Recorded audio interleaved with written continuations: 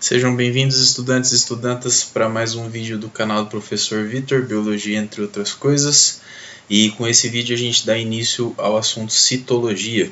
Vamos falar sobre células, tá? Então é uma mudança de assunto aí para o pessoal da Biologia 1. Vamos dar início à nossa aula. A gente vai falar então sobre a fronteira da célula, né? Vamos ter uma introduçãozinha a respeito da célula, depois a gente vai tratar da parte da membrana plasmática e toda a questão do transporte seletivo que a membrana faz. Então, a princípio, quando a gente vai observar tecidos no microscópio, a gente percebe que esses tecidos são feitos de células, né? E essas células são organizadas em alguns padrões, dependendo do tipo de organismo que elas fazem parte. Mas, como é de costume, antes de partir para a aula propriamente dita, vamos falar um pouquinho sobre como esse assunto costuma ser cobrado de vocês no Enem ou nos vestibulares que estão por vir aí na vida de vocês. Então, no Enem 2019 apareceu essa questão. Uma cozinheira colocou sal a mais no feijão que estava cozinhando. Para solucionar o problema, ela acrescentou batatas cruas e sem tempero dentro da panela. Quando terminou de cozinhá-las, as batatas estavam salgadas, porque absorveram parte do caldo com excesso de sal. Finalmente, ela adicionou água para completar o caldo de feijão e o sal para completar o caldo do feijão. O sal foi absorvido pelas batatas por... Será que esse sal foi para as batatas por osmose, por fagocitose, por exocitose, pinocitose ou difusão? Para quem nunca entrou em contato com o assunto de transporte por membrana, essas palavras são um mistério, né? Então a gente vai falar delas e tentar deixar vocês sabendo o que cada uma delas significa, tá? A outra questão que eu quis trazer para vocês é a seguinte: a fluidez da membrana é caracterizada pela capacidade de movimento das moléculas componentes dessa estrutura. Os seres vivos mantêm essa propriedade de duas formas: controlando a temperatura ou alterando a composição lipídica da membrana. Nesse último aspecto, o tamanho e o grau de insaturação das caudas hidrocarbônicas dos fosfolipídios, conforme representado na figura, influenciam significativamente a fluidez. Isto porque, quanto maior for a magnitude das interações entre os fosfolipídios, menor será a fluidez da membrana. Então tem uma representação simplificada do fosfolipídio e algumas possibilidades desse formato desses fosfolipídios. Qual dessas teria maior fluidez, né? Qual dessas possibilidades de estrutura de membrana geraria uma membrana com a maior fluidez? Vou tentar responder para vocês essas duas questões aí no final da aula, tá? Então, agora sim, seguindo com o conteúdo, a membrana plasmática, vamos falar um pouquinho das características gerais da membrana plasmática. A célula é um compartimento microscópico isolado do ambiente por uma película, que essa película é a membrana plasmática. Essa membrana plasmática ela é constituída de fosfolipídios e proteínas, e ela tem uma estrutura dinâmica que permite a passagem de substâncias e impede a passagem de algumas substâncias. Então, a isso a gente dá o nome de permeabilidade seletiva. Quer dizer, ela permite que algumas substâncias passem, algumas passam inclusive sem gastar nenhum tipo de energia facilmente, mas impede que outras passem, né? Essa é a permeabilidade seletiva. Ela tem uma espessura de 5 nanômetros e, só para vocês terem uma ideia, 1 milímetro da régua de vocês aí tem 1 milhão de nanômetros, então é uma medida bastante pequena. E essa membrana pode desenvolver muitas funções, e um exemplo que eu trago sobre uma dessas funções que essa membrana plasmática desenvolve é o exemplo dos pigmeus. Então, se conhece uma etnia africana que é composta por pessoas de baixa estatura, né, em torno de 1,40m, 1,50m, e sempre se cogitou, se tentou descobrir por que essa etnia tinha essa característica, né, de pessoas de baixa estatura. A primeira hipótese que foi levantada pelos pesquisadores a respeito disso é que essas pessoas provavelmente não produziam tanto hormônio do crescimento quanto as pessoas que tinham estatura mediana, fora daquela região, né? E o que os pesquisadores fizeram, então, foram exames hormonais nas pessoas dessa etnia, nos pigmeus, e se percebeu que a quantidade de hormônio do crescimento neles é a mesma de qualquer pessoa. Então essa hipótese foi refutada, né? A partir da refutação dessa hipótese, os pesquisadores começaram a tentar achar uma outra razão para que isso acontecesse.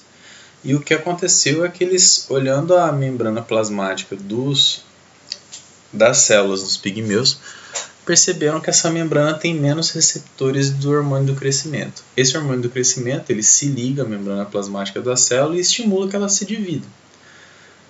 A célula se dividindo, mais do que morrendo, a gente cresce, né? E no caso dos pigmeus, a quantidade de hormônio circulando no sangue é a mesma de outras pessoas, mas a quantidade de receptores desse hormônio nas células é menor. Então eles não apresentam o crescimento que é esperado nas outras populações para a taxa de crescimento que é esperado nas outras populações, né? Então, para vocês terem uma ideia como às vezes uma função de membrana pode ser importante aí na população, tá? Bom, vamos falar então agora a respeito da organização molecular da membrana plasmática. Ela é composta por fosfolipídios e proteínas, então a gente fala que ela tem uma constituição lipoproteica, lembrando das aulas anteriores, né? Lipo vem de lipídios, que é gordura, proteica de proteína. Além disso, ela tem o famoso colesterol, né? E o modelo que tenta explicar como a membrana é formada e como ela se comporta é o modelo do mosaico fluido. Então a gente tem fosfolipídios lado a lado, como pessoas em uma multidão. Imagina que isso aqui são as cabeças das pessoas e os corpos, né? E eles podem se deslocar, mas não perdem o contato. Então se a gente estiver num lugar bem cheio, a gente consegue andar entre as pessoas, mas a gente está sempre encostado em alguém, né? Saudade de um lugar cheio, né? Com esse negócio de pandemia. Bom, além disso, há proteínas incrustadas. Então a gente tem proteínas, algumas proteínas atravessam a membrana, algumas estão só de um lado, outras estão só de outro. E em algumas situações aparecem açúcares. E a gente vai ver daqui a pouco também qual é a função desses açúcares, tá? Então essa é a estrutura básica de uma membrana plasmática como a gente conhece. Aqui tentando trazer um pouquinho mais de detalhes, né? Então, se a gente dividir essa dupla camada lipídica, a gente vai ver o colesterol tá ali no meio. Ele é importante porque ele também aumenta a fluidez da membrana, tá? E uma membrana fluida é importante para o funcionamento da célula. Então, a gente tem proteínas transmembranas, que são aquelas que atravessam as membranas. A gente tem proteínas associadas a essas proteínas. A gente tem carboidratos que se associam a proteínas e a gente tem, por isso, uma glicoproteína, né? E os fosfolipídios aí. Quais são as funções da membrana plasmática? Existem mais de 50 tipos de funções. Tá? Quais são as funções das proteínas nas membranas plasmáticas? Existem mais de 50 tipos de funções e tipos de proteínas. A gente vai falar de algumas que são as mais recorrentes e teoricamente mais importantes, mas não mais importantes para a vida da célula, mais importantes porque são as mais cobradas de vocês, tá? Algumas formam poros para passagem de água, como por exemplo esse canal de proteína. Então ele é um canal que permite que alguma coisa passe através dela, tá? Outras podem reconhecer substâncias presentes no ambiente e estimular uma reação da célula. Lembra a história do pigmeu? Então, a membrana plasmática tem que ter uma proteína receptora, o hormônio vem e se liga nessa proteína receptora e a reação que a célula tem é se dividir, tá? Para aumentar o número de células daquela pessoa, fazer com que ela cresça. Outras fazem transportes de substâncias através da membrana, então são as proteínas carregadoras, né? Geralmente contra um gradiente, tá? E algumas podem ser receptoras hormonais, tá? Ou proteínas de reconhecimento. A proteína de reconhecimento, por exemplo, nos espermatozoides, ele tem que reconhecer o óvulo como sendo da sua própria espécie. O espermatozoide de um cachorro não vai fecundar o óvulo de um gato, uma gata, né? Isso não vai acontecer. Por quê? Antes de mais nada, ele reconhece e vê que aquele óvulo não é da mesma espécie que ele. Quem faz isso são as proteínas de reconhecimento. Como que funciona esse negócio da permeabilidade celular? Então, a célula ela deixa passar substâncias pela membrana plasmática, mas ela faz um isolamento da célula no mundo exterior. Esse isolamento não é absoluto, porque a água passa por essa membrana sem nenhum tipo de impedimento. Por isso que a gente fala da semipermeabilidade. Existem dois tipos de transporte de membrana. O transporte passivo, que é a passagem espontânea de substâncias sem gasto de energia, e o transporte ativo, que é o bombeamento de substâncias, e esse transporte ativo gasta energia. Então, o transporte passivo sempre vai da onde tem mais para onde tem menos. Se não tiver a participação de uma proteína, é uma difusão simples. Se tiver a participação de uma proteína, é uma difusão facilitada. Já o transporte ativo é envolvimento de ATP. Então, a célula precisa que essa substância verde fique bem concentrada dentro, mesmo que ela tenha pouco fora. Então, ela está sempre puxando, mesmo que tenha pouco fora, para dentro da célula, certo? E isso gasta energia, porque está lutando contra o gradiente. Se a gente colocar um pouquinho de açúcar no fundo de um copo e deixar aqui, a tendência é que esse açúcar vai se dissolvendo e vá sumindo do fundo e se dissolvendo na água. Isso é um tipo de difusão, tá? Vamos falar primeiro do transporte passivo. O transporte passivo são substâncias que entram e saem das células espontaneamente. Isso pode acontecer por difusão ou osmose. Difusão são substâncias que vão de onde tem mais para onde tem menos. A membrana deve ser permeável à substância a ser difundida e deve haver um gradiente entre o interior e o exterior da célula. Por exemplo, o oxigênio de fora do ar para dentro da nossa hemoglobina quando ela está passando pelo pulmão rico em gás carbônico. E o gás carbônico que está dentro do nosso sangue para fora para o ar, porque o nosso sangue está rico em gás carbônico e ele é lançado para o ar onde ele tem menos, certo? A osmose. A osmose é transporte de água através da membrana celular. Então, o citoplasma é uma solução aquosa e a água é o solvente e as moléculas e organelas são o soluto. O transporte de água entre as células ou de uma célula para o meio externo é chamado de osmose, ou do meio externo para dentro da célula. Tá? É importante deixar claro que a água tem passagem livre na membrana. E a célula não consegue impedir a entrada ou a saída dessa água. Por isso, a gente tem que prestar atenção muitas vezes no tipo de solução que aquela célula está. Se eu colocar uma célula em uma substância com água destilada, por exemplo, uma água que não tenha nenhum tipo de soluto, a tendência é que essa água entre na célula até que ela estoure, porque essa solução é hipotônica em relação à célula. Então, a água pura tem menos soluto do que tem dentro da célula. Então, a água que está fora tende a entrar para dissolver a célula e tornar ela igual à água que está fora dela. Isso faz com que a célula enche e possa chegar até estourar. Por isso, o consumo de água destilada ou água em excesso pode ser perigoso. Tá? Outra coisa que pode acontecer é sair tanta água que a célula murche.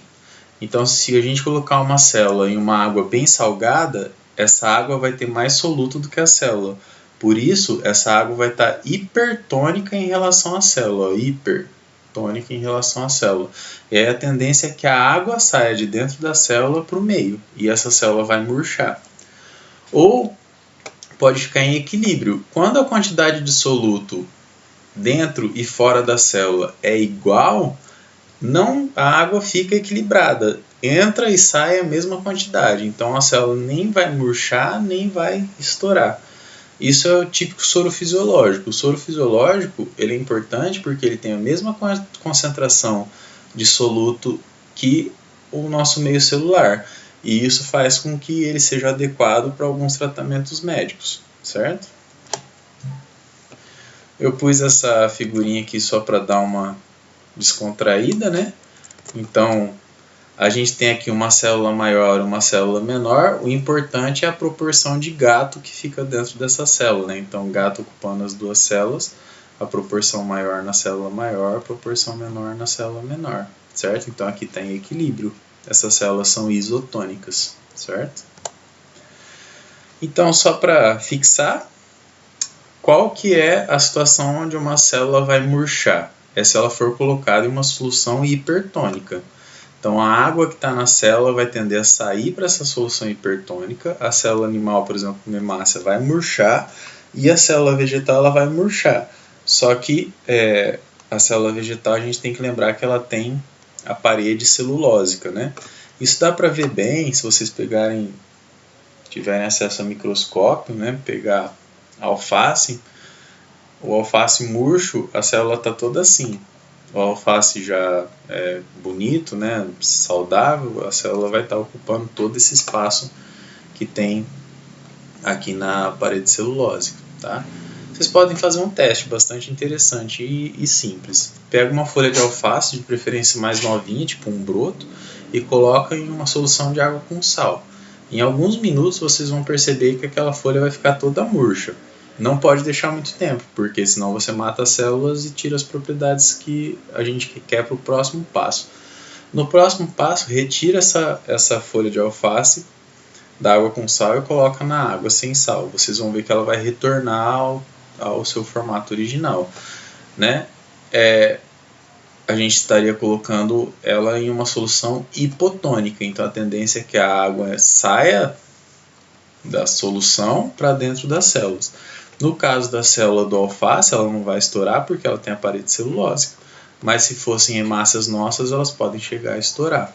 Agora, se eu coloco as células em uma solução que a concentração de soluto é igual à concentração de soluto dentro da célula, a gente fala que ela está numa substância isotônica, então ela vai manter o seu formato original.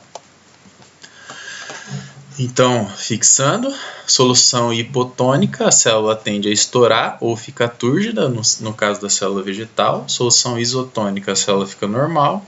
E solução hipertônica, a célula fica murcha ou plasmolizada.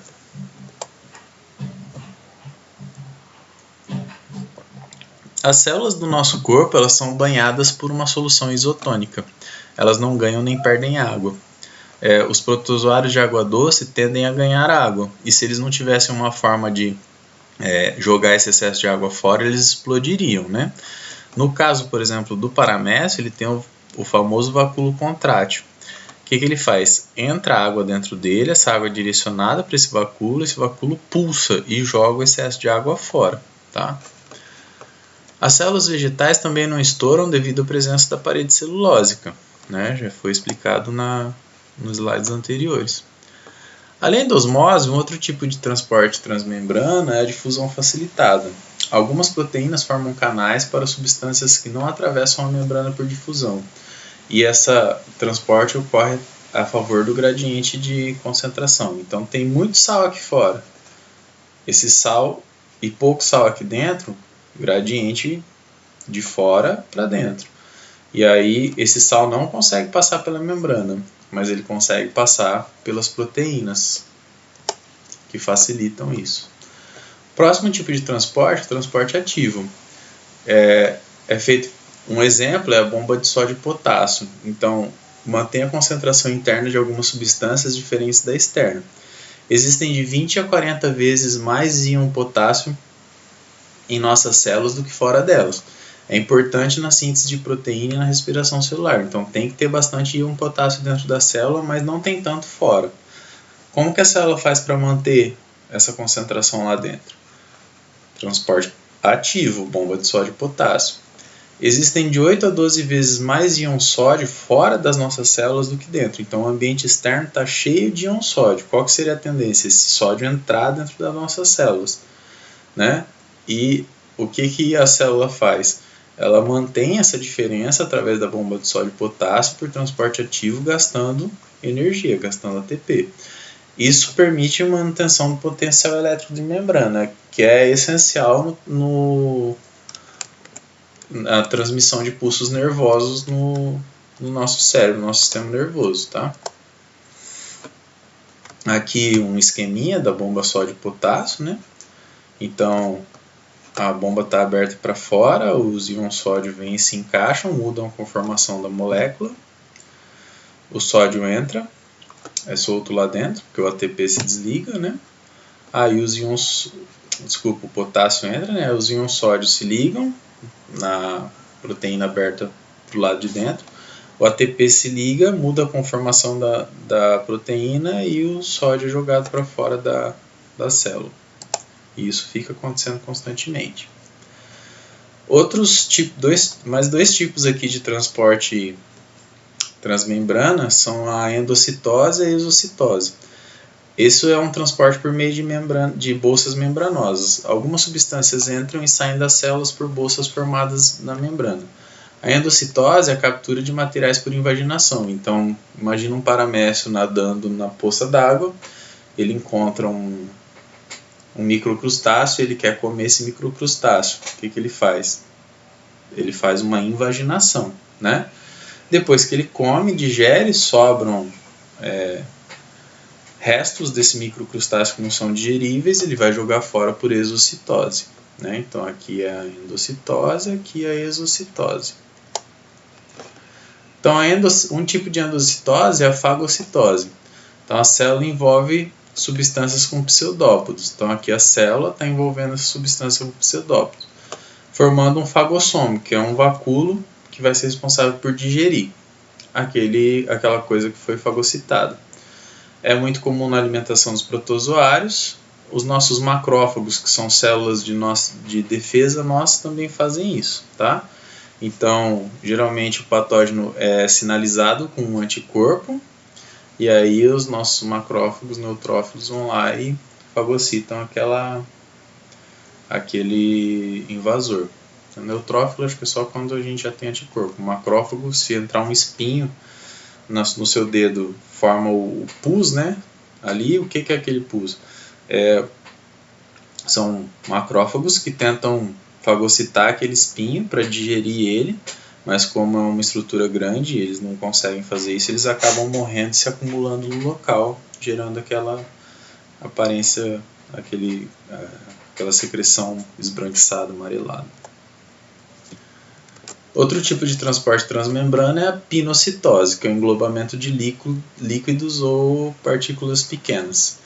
Então, se uma célula humana fosse uma pessoa de 70 quilos, ela beberia 200 litros de líquidos todo dia, né? Ocorre uma invaginação com estrangulamento nas bordas e forma o pinossomo.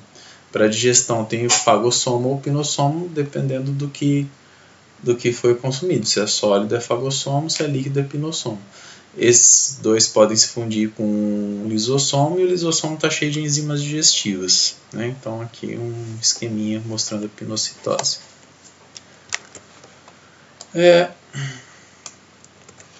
A exocitose. As bolsas são produzidas no interior da célula, se fundem com a membrana, eliminando seu conteúdo para o exterior, também chamada de plasmocitose, tá?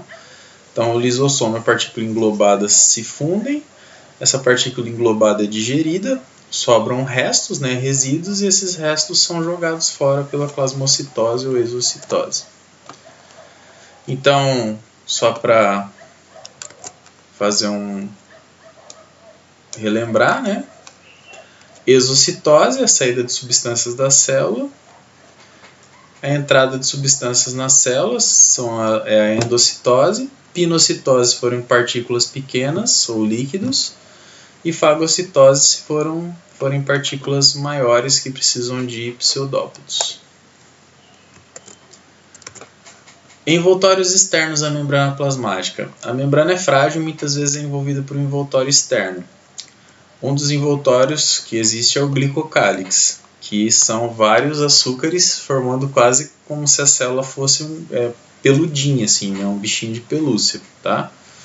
Além disso, tem a parede celulósica, que é característica de plantas, ou a parede celular bacteriana, que é característica de bactérias, tá? O glicocálix, vamos falar dele primeiro. O glicocálix é constituído por glicolipídios ou glicoproteínas. Ele envolve as células animais e forma uma malha protetora. Exercem funções diferentes em cada uma das células. Por exemplo, no intestino, eles têm enzimas digestivas que ajudam na digestão do nosso alimento. Tá? Aqui é um desenho esquemático, aqui já é uma foto de microscopia eletrônica mesmo. Então a gente vê a membrana e na camada externa da membrana esses pelinhos que são o glicocálix. Como que esses pelinhos estão na membrana? Então a gente tem a membrana aqui é a parte interna da célula. A gente tem açúcares ligados a lipídios, que são glicolipídios, ou açúcares ligados a proteínas, que são glicoproteínas. Tá? E isso forma o glicocálix.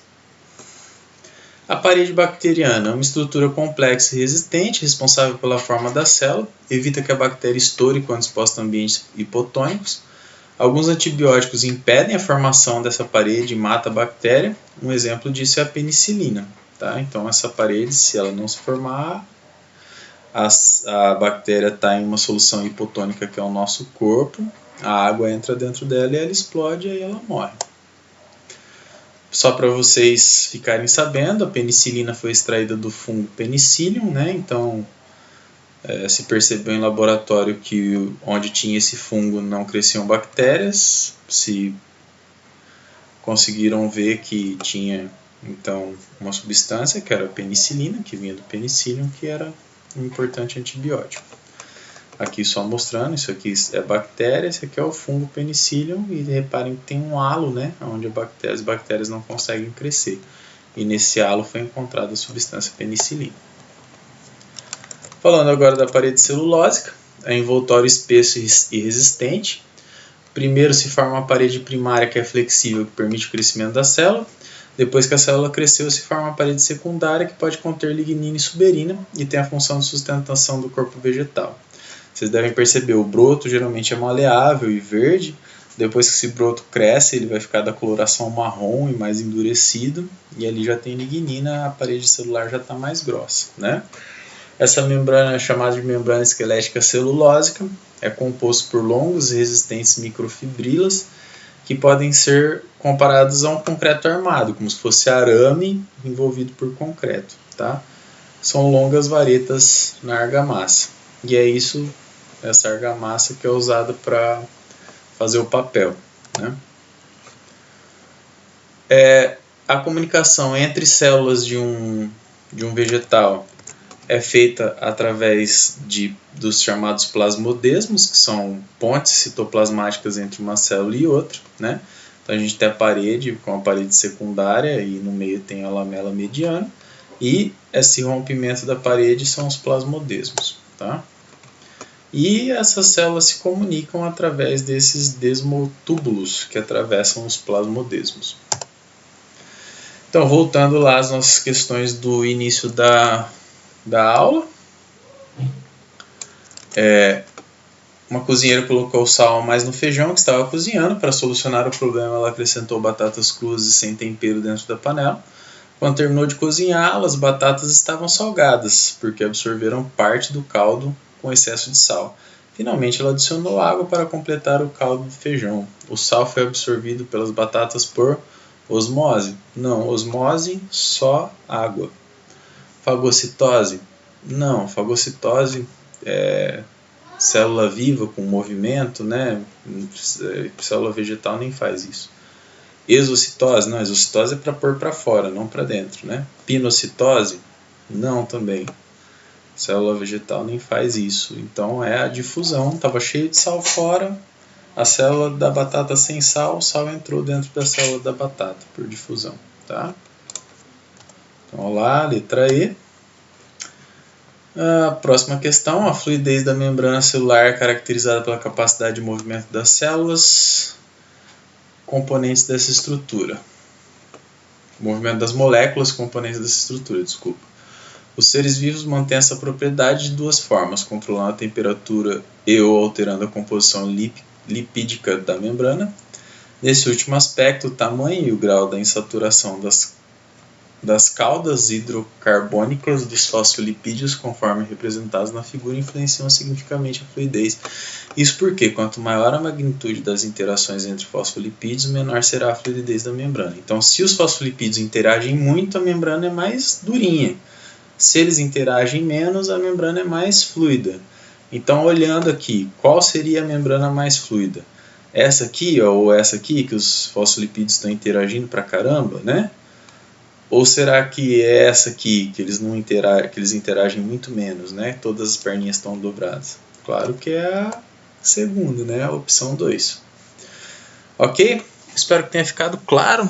Se não ficou claro, eu peço para vocês que façam perguntas, né? Pode ser no comentário, ou quem é meu aluno no Instituto me manda mensagem. Estou à disposição para atender vocês, tá?